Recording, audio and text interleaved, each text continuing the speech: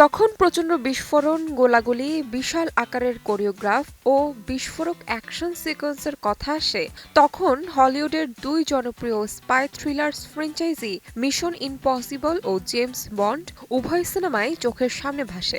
Cinema দুটি অতীতে তাদের দক্ষতা প্রমাণ করেছে। উভয়ই বিখ্যাত তাদের দুর্ধর্ষ অ্যাকশন ও চমকে দেওয়া বিস্ফোরণের দৃশ্যের জন্য।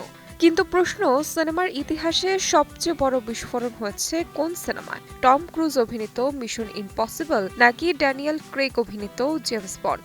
উত্তর খুঁজলে সামনে আসে এক চমকপ্রদ সত্য।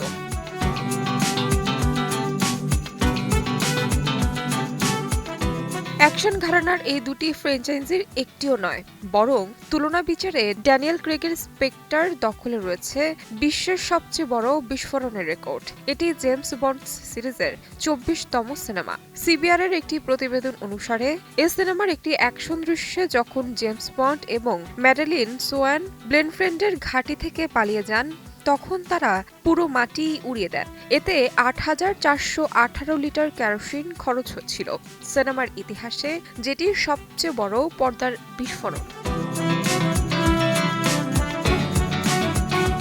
সূত্রের মতে, স্পেক্টার সমালোচকদের কাছ থেকে ৬৩% এবং দর্শকদের কাছ থেকে ৬১% রেটিং পেয়েছে।